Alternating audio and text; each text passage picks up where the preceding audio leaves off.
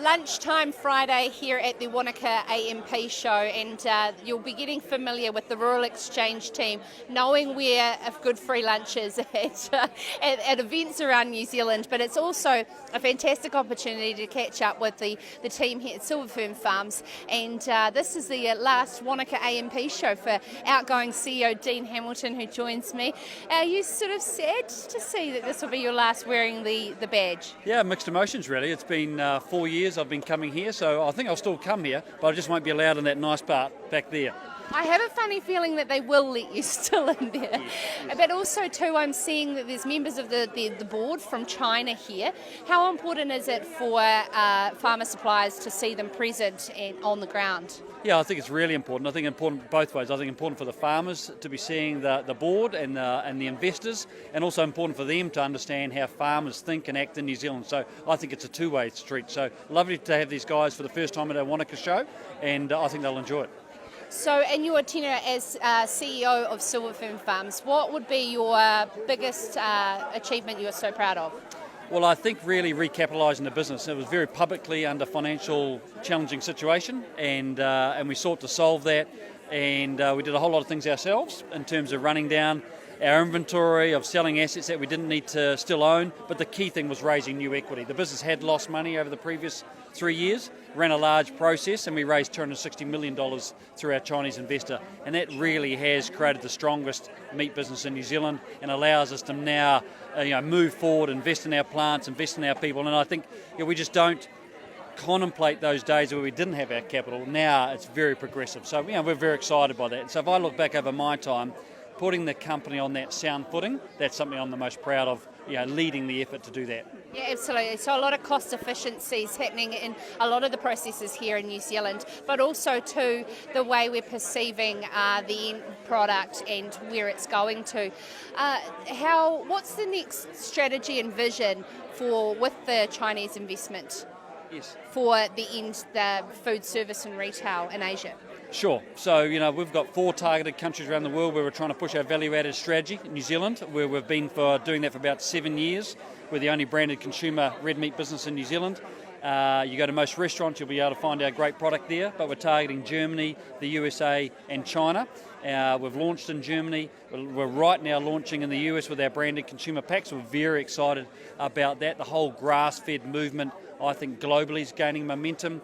They want to know where it's been fed, what it's been fed, that it hasn't had antibiotics, that it hasn't had hormones, it hasn't been industrially fed, and it's only had grass. I think that actually New Zealand's coming into a nice sweet spot if we can prove that, and I think that's also going to be the case in China. So we're working with our Chinese partners to push deeper into food service, and retail will come next, but I think that'll be 2019 on the retail side. So I'm excited about how they can help us in China. So last week we spoke to Nick Beebe from Beef and Lamb as they rolled out the report, the Red Meat Story, but also from firstly the first stage basically in the research report that Silver Fern Farms collaborated with. How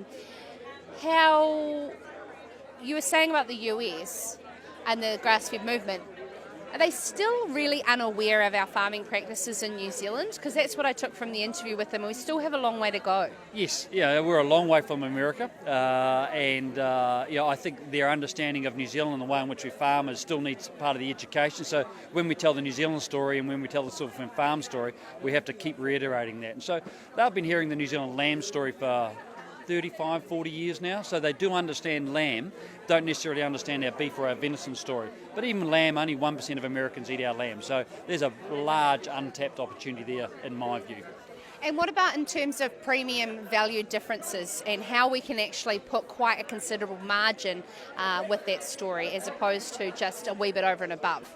Yeah, and that's a challenge, isn't it? If it was easy, we would have done that by now. So how can you create a point of difference that the consumer will pay for, and how far above the untouched commodity product can you get? So that's all about brand and values, the way in which you package a product, how you present it, all of those things, and that's challenging. But how do you bring it from the farmer to make sure the way in which they raise the animal right through the supply chain till we get it on that shelf? How do we create a value proposition there that consumers say, I'm prepared to pay a lot of money for that? And how do we do that and make it different to what Australia does, what Brazil does and what America does? So that's from the other side of the world. So that's a challenge. I think we've made a lot of progress with that at Silver Fern Farms in terms of the way we think about consumers, the way that we package, the way that we cut the product up into those consumer-ready packs. I think that's going to be the way of the future. So in terms of Silver Fern Farms, we believe that we're well ahead of what the rest of the industry is doing, but it's a very challenging place to be. It takes a lot of money to do that, a lot of commitment, and you just have to stick for the long game. On farm now, and it's been a tough season. The farmers, how's the general feeling though? Because here in Central Otago and Wanaka, we've got grass. It's bounced back, and prices have been very good. Yes. Stable though. Do you think that there's stability coming back into the market? These ebbs and flows are going. No. I think there's two elements, isn't it? There's the ebbs and flows in the way in which we grow grass, and as you know, grass creates a beautiful red meat product, but it grows when it wants to grow. So that will inevitably have ebbs and flows. So we can't deal with that. From a customer end, there are large parts that are still commodity cycles, so they will ebb and they will flow. So it's kind of combining those two things. But back to the grass, most of New Zealand's now got grass. If you look at those NIWA maps, it's blue. And you look at those NIWA maps, 2 months ago it was red. So the whole country, other than Southland, is now very wet. So the grass has come back. But ultimately farmers need to turn over their animals, and so I just think it's going to be a later season rather than an earlier season. So that's coming. So I don't think you'll get rid of this up and down. That's the weather, isn't it? We grow grass when it rains. Yes, of course. So you're dealing with a commodity market still, yes, regardless of the trying to achieve premiums and move into other markets. Simon Lemon joins the team very shortly, and he's here. He's here. I'd love to meet him. Yeah, he's an inspirational man behind a lot of the success at Zespri. Yes. You and the team at Silver Fern Farms are excited, are they, to have Simon on board? Yeah, great. He started at the start of this week, so we've got a 4-week induction. So we're taking him from all around the country. He's going to get on a plane next month and go around the world with our head of sales to meet all our key customers. We've got him out in front of farmers the next couple of weeks. He's here today. So Simon, coming from Zespri, understands weather, understands farmers, very similar issues that Zespri growers have to our growers have, understands they're an export business as well. It's a food, so lots of analogies, so we're excited. And he's also had the advantage, which I didn't have, of he ran the Zespri business in China for 4 years. So I think he'll bring another level of affinity with China for Silver Fern Farms. So, I think he's going to do a great job. Okay, lastly, Dean Hamilton, you've got a lot of time on your hands now.